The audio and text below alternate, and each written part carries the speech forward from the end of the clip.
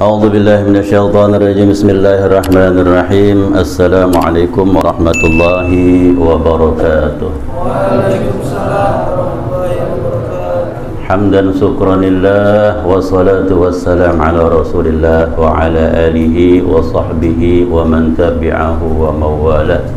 أشهد أن لا إله إلا الله وحده لا شريك له وأشهد أن سيدنا محمدا عبده ورسوله لا نبي بعده.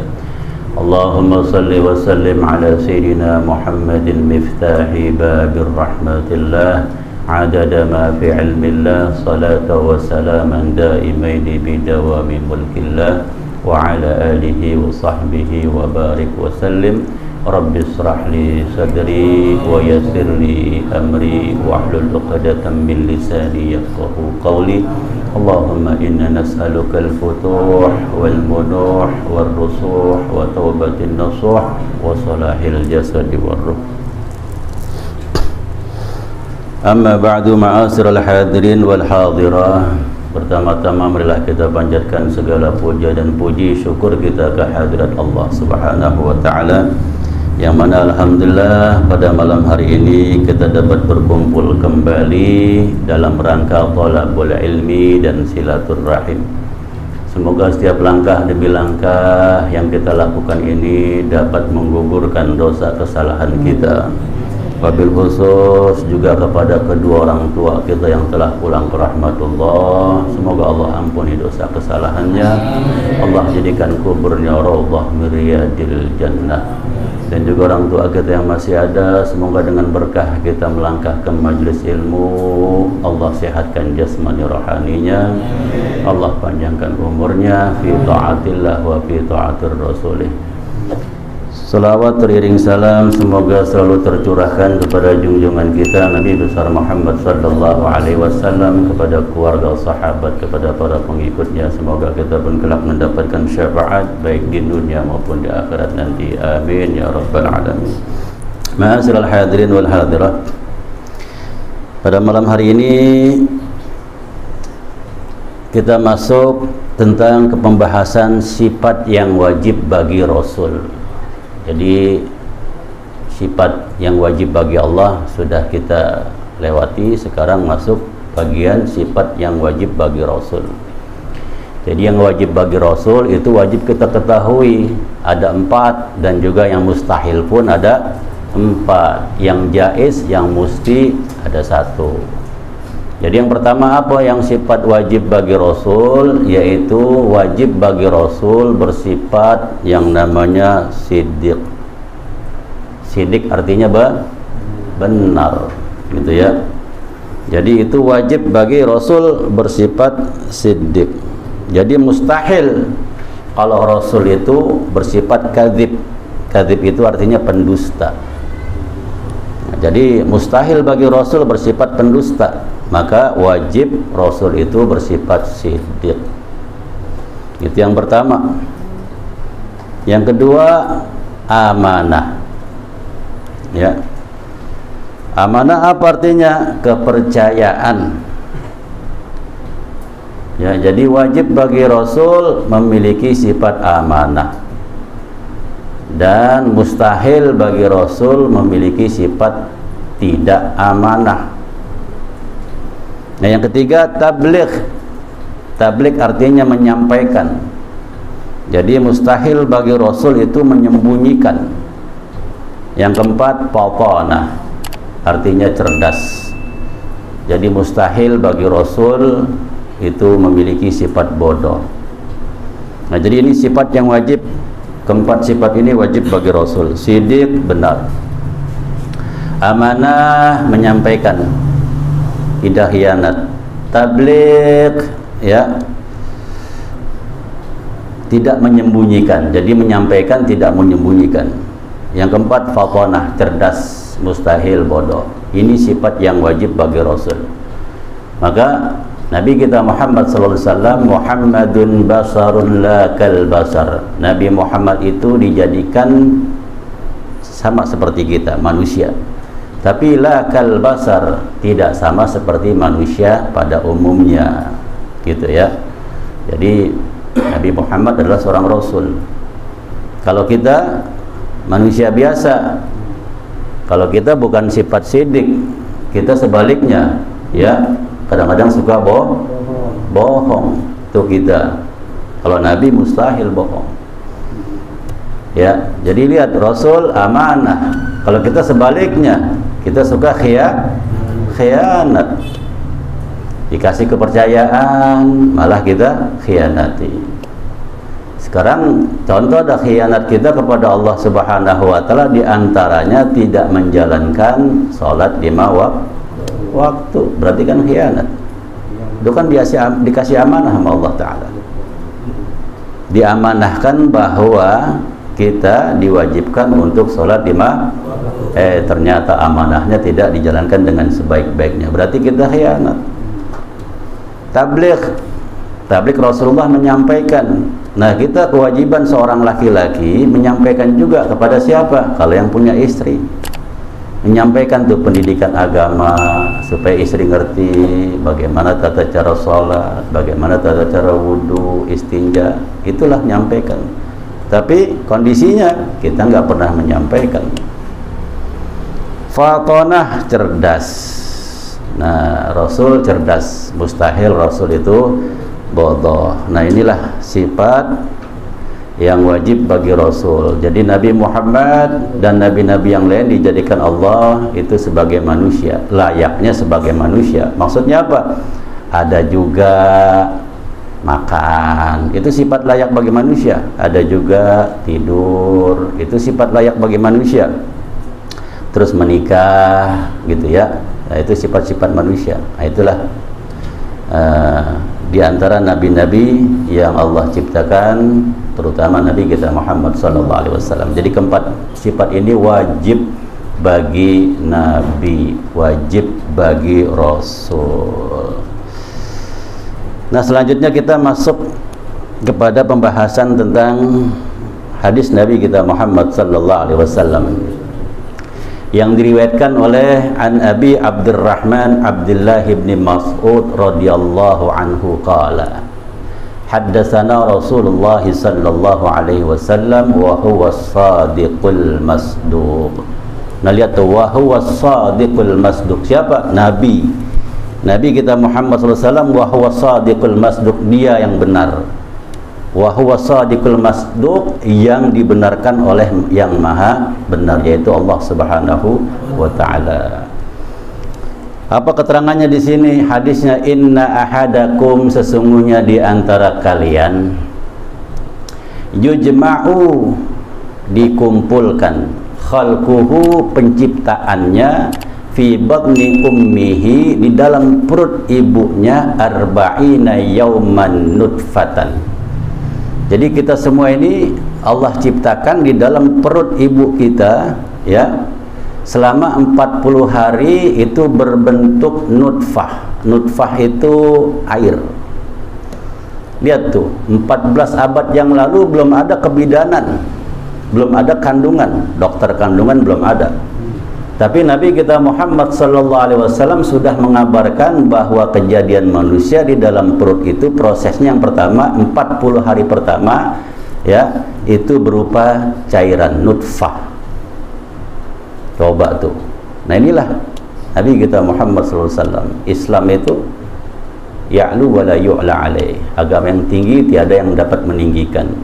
Lihat, 14 abad yang lalu sudah berbicara tentang kejadian manusia di dalam perut. Berarti ilmu apa itu?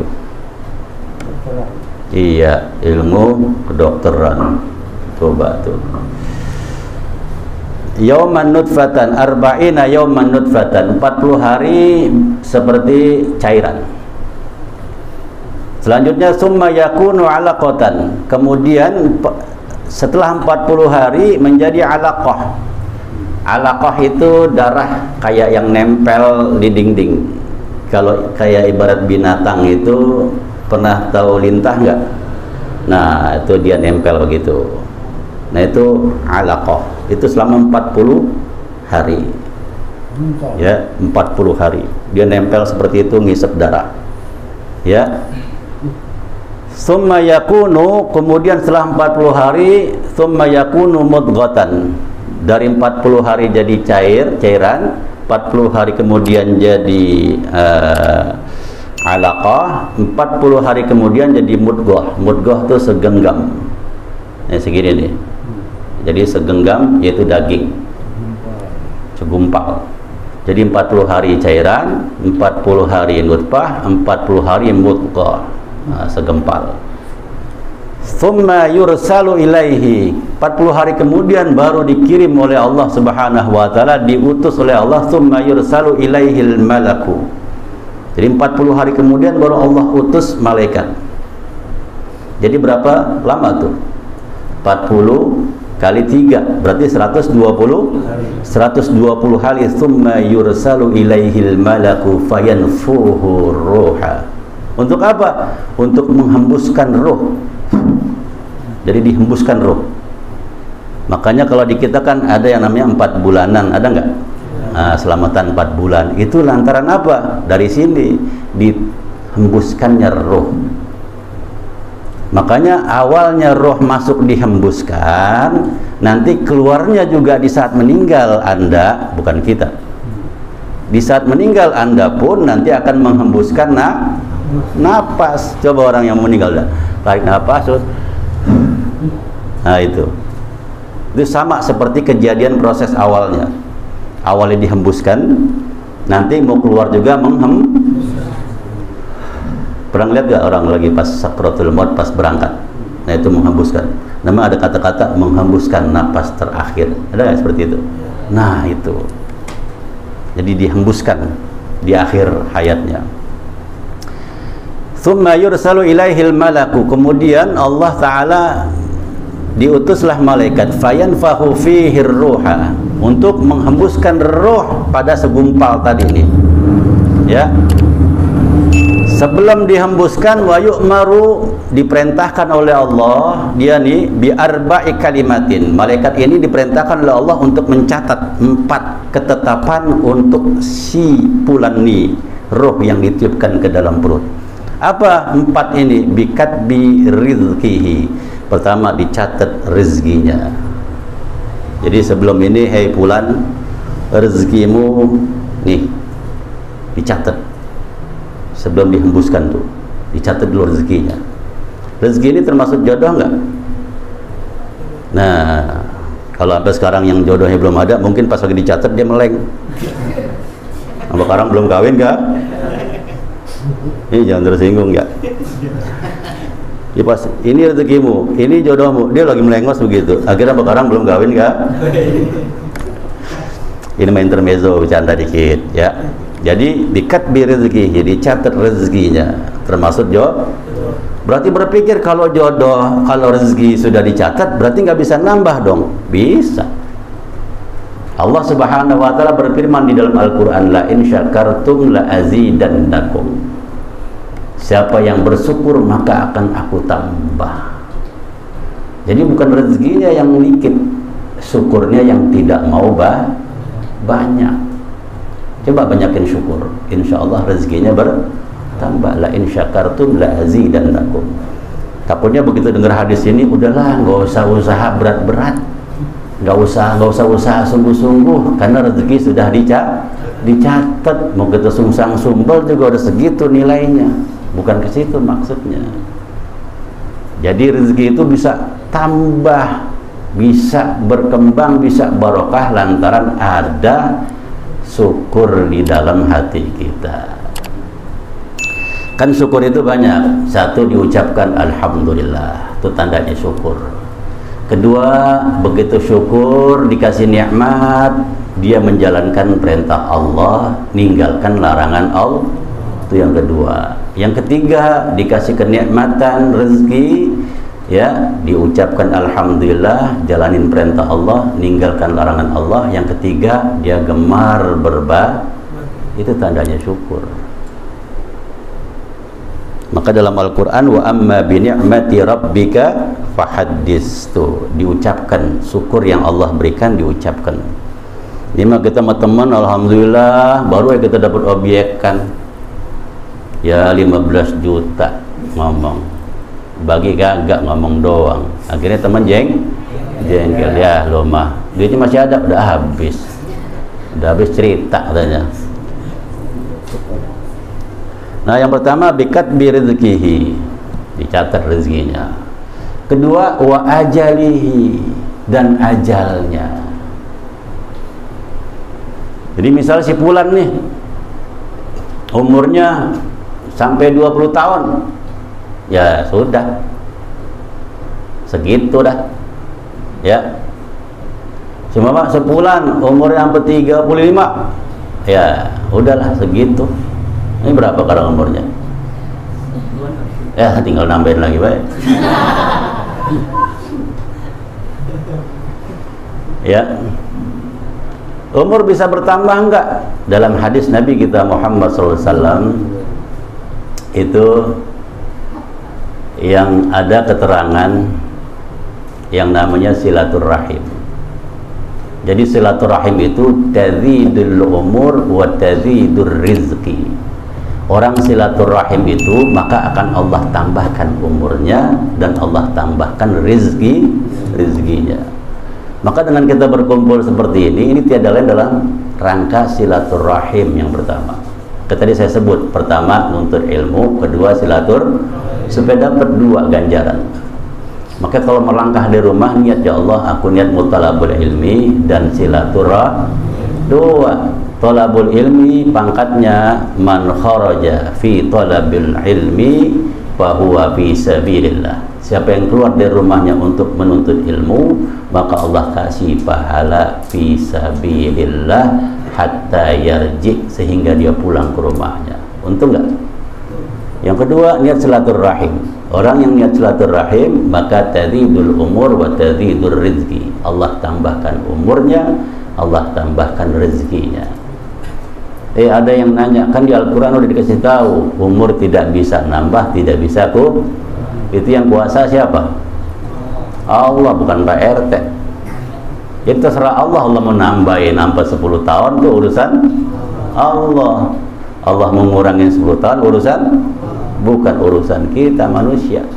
Kita hanya menjalankan. Ada juga yang bilang makna bertambah itu maksudnya rezeki umurnya, walaupun dia umur 60 ya, tapi selama hidupnya dibuat kebaikan, itu berkah namanya. Ya, bertambah rezeki umurnya. Selanjutnya bikat birizkihi wa ajalihi wa amalihi. Itu yang ketiga. Yang keempat syaqiyun aw sa'idun. Ini orang yang ditembuskan rohnya, hidupnya syaqiyun atau sa'idun, sengsara atau bahagia. Itu udah ditulis sama Allah. Makanya ngeraba kalau kita sekarang hidup, ya kayak sengsara banget nih saya hidupnya. Lalu ramah-ramahnya malaikat nyatet sengsaranya gede banget buat kita. Atau wah alhamdulillah sekarang saya sa'id, bahagia. Nah kita harus tahu kenapa orang bisa syaqiyun, kenapa orang bisa sa'idun. Makanya di pelajaran agama itu di kitab dijelaskan ada perbuatan-perbuatan yang membuat orang celaka, muhlikat namanya ya. Nah kalau kita kerjakan hal itu maka kita bisa menjadi syaqiyun, bisa sengsara. Contoh, apabila meninggalkan sholat, hukumannya udah tahu belum? Kan udah tahu, 6 di dunia, diantaranya Allah angkat berkah rizki. Sengsara nggak dia? Sengsara, biar duit banyak tapi nggak ada berkahnya. Ya berarti yang bikin sengsara itu udah ada kategorinya. Maka syaqiyun aw sa'idun. Maka kalau musa'id, maka lakukan perbuatan-perbuatan yang pertama muhlikat, mencelakai, yang kedua munziat, yang bisa nolong kita. Apa diantaranya yang bisa nolong kita? Ya lakukan apa yang Allah perintah dan tinggalkan apa yang Allah larang. Selanjutnya syaqiyun aw sa'idun. Fa wallahilladzi la ilaha ghairuhu, maka demi Allah yang tiada Tuhan selainnya. inna ahadakum la ya'malu bi'amali ahlil jannati hatta ma yakuna bainahu wa bainaha illa dhira'un. Sesungguhnya di antara kalian ada yang beramal, amalannya itu seperti amalan surga. Salatnya rajin, puasanya rajin, segala macam ibadahnya rajin. Ya. Hatta ma yakuna bainahu wa bainaha, sehingga antara dirinya dia dan surga illa dhira'un, hanya sejengkal. Karena apa? Amalnya banyak, kerjaannya sholat rajin, 5 waktu rajin, segala macam yang diperintah Allah rajin. Cuman fayasbiqu alaihil kitab, didahului oleh kitab, ketetapan. Ya, fayasbiqu alaihil kitabu la ya'malu bi'amali ahlil jannah fayadkhuluha. Orang yang tadinya ibadahnya rajin, segala macamnya rajin, ya, cuma didahului oleh kitab la ya'malu bi'amali ahlin nari fayadkhuluha, sehingga dia berbuat suatu perbuatan penduduk ahli neraka, terus dia meninggal, fayadkhuluha, maka tempatnya di neraka. Contoh, orang rajin banget ibadah, puasa nggak pernah jebol, baca Quran pun sama, sodakohnya juga, haji udah 10 kali, kalah tuh haji yang ada di TV, ya, udah pokoknya segala macam, umroh bolak balik, emang dibikin travel, ya, bolak balik, pokok apa aja dah ibadah tuh dikerjakan. Cuman ketetapannya ada perbuatan ahli neraka dikerjakan, dia mati, fayadkhuluha, maka masuk ke dalam neraka. Apa perbuatannya? Di antaranya ghibah, ngomongin orang. Ghibah ini seperti api memakan kayu, ludas. Amal mau banyak sebanyak apapun, kalau dia senang ghibah, dia belum taubat, dia meninggal, maka fayadkhuluha, itu kerjaan ahli neraka, maka dimasukin dia ke dalam neraka. Maka orang yang senang ghibah itu pertamanya orang yang dimasukkan neraka oleh Allah Subhanahu wa ta'ala. Tuh, naudzubillah min zalik. Tapi kalau dia tobat nih, orang yang suka ghibah, tobat meninggal, maka ditempatkan nama Allah di sorga. Cuman dimasukinnya sama Allah orang yang ghibah itu terakhir daripada orang-orang duluan. Rugi nggak? Coba tuh, udah kalau nggak tobat dicemplungin neraka, begitu tobat terakhir masuk sorga. Udah tinggal dia, kata malaikat, nyusahin lu, masuk digiring tuh. Makanya jaga lidah kita, diantaranya salamatul insan bihifdzil lisan, selamatnya manusia itu diantaranya menjaga lidahnya. Di penyakit-penyakit yang harus kita jauhi. Dan sebaliknya, ya, inna ahadakum la ya'malu bi'amali ahlin nar, ada orang yang berbuat kerjaannya kerjaan neraka, ya, inna ahadakum la ya'malu bi'amali ahlin nari hatta ma yakunu bainahu wa bainaha, sehingga dia di antara neraka jarak sama dia tinggal illa dhira'un, sejengkal, gak dicaplah masuk neraka. Fayasbiqu alaihil kitabu fayamalu bi'amali ahlil jannah fayadkhuluha. Tapi di akhir-akhir hidupnya Allah kasih hidayah dia. Begitu dikasih hidayah, dia taubat, maka pulang ke rahmatullah, Allah ampuni dan Allah masukkan surga. Contoh, ada umat Majusi di zaman Nabi Musa alaihi salatu wassalam.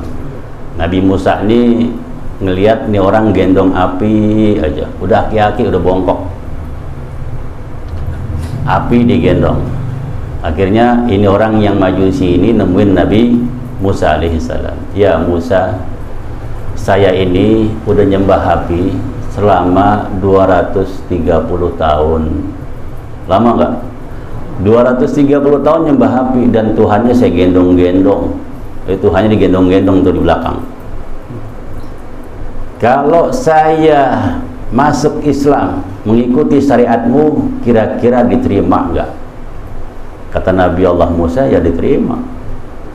Kalau gitu saya mengucap 2 kalimat syahadat. Diucapkan la ilaha illallah Musa Rasulullah. Karena zaman Nabi Musa, ya, tiada Tuhan selain Allah dan Musa adalah utusan Allah. Dikabarin seneng banget nih orang, diterima imannya. Saking senangnya, ya, akhirnya memang nyampe umurnya. Allah datangkan malaikat maut, dicabut umurnya, dicabut rohnya, meninggal seketika habis mengucap 2 kalimat syahadat. Diurus sama Nabi Musa. Begitu diurus, selesai diurus, Nabi Musa sholat, pengen tahu tempatnya di mana. Ini orang 230 tahun nyembah api, baru mengucap la ilaha illallah baru hari ini doang, baru detik ini doang. Ya, jalanin perintah Allah juga belum. Ini tempatnya di mana ini? Salat, begitu salat diutus malaikat Jibril, ya, ngasih tahu, ya Musa, ini orang tempatnya di surganya Allah Subhanahu wa taala. Karena ucapan la ilaha illallah itu menyamai pahalanya seperti 240 tahun. Dia baru salat, baru nyembah itu berapa? 230, ada bonus 10 tahun. Itu coba tuh. Nah, makanya kita, ya, alhamdulillah menjadi umatnya Rasulullah, umatnya Nabi kita Muhammad sallallahu alaihi wasallam. Yang apapun kita dalam segi ibadah itu nilainya sangat besar. Ya, kalau kita ngucap subhanallah wa bihamdihi subhanallahil azim, itu kalau dibandingin dunia sama isinya ditimbang, masih beratan kalimat tersebut. Itu buat siapa pahalanya? Buat umatnya Nabi besar Muhammad sallallahu alaihi wasallam. Dan juga kita mengucap la ilaha illallah Muhammadur Rasulullah, faedahnya juga banyak. Itu akan Allah kasih pahala. Dan makna la ilaha illallah itu yang kita baca, dia ibarat tip X. Jadi kalau kita nih tip X itu gunanya menghapus. Jadi la ilaha illallah yang kita ucap itu dia menghapus segala keburukan. Yubaddilullahu sayyiatihim. Jadi menghapus tuh sampai dia ketemu dengan amal baik, baru dia berhenti. Nah, itulah makna la ilaha illallah. Makanya kita dianjurkan oleh Nabi kita Muhammad SAW, suruh apa? Perbanyak, aksiru biqauli la ilaha illallah. Kenapa? Supaya apa? Lagi sahabat dikasih tahu sama Rasulullah, jadidu imanakum, perbaharuilah iman kalian. Maka sahabat bertanya, kaifa nujaddidu imanana ya Rasulullah? Bagaimana cara memperbaharui iman kami ya Rasulullah? Nah, kan iman kadang-kadang naik, kadang-kadang turun, tergantung tanggal kan. Begitu tanggal rada mudaan, begitu tuaan buyang kelihatan. Nah, jadi iman kita naik turun. Makanya Rasulullah bilang, jadidu imanakum, perbaharui terus supaya apa? Gairah itu ada di dalam beribadah. Nah, kaifa nujaddidu imanana ya Rasulullah? Bagaimana cara memperbaharui iman kami ya Rasulullah? Apa jawab Nabi kita Muhammad sallallahu alaihi wasallam? Fa'aksiru, maka perbanyaklah oleh kalian biqauli la ilaha illallah, dengan mengucapkan la ilaha illallah. Nah, mudah-mudahan sedikit keterangan yang saya sampaikan ini kita bisa amalkan dengan sebaik-baiknya. Jangan sampai kita beramal kebaikan tapi kita juga melakukan amal-amal keburukan yang menyebabkan kita celaka.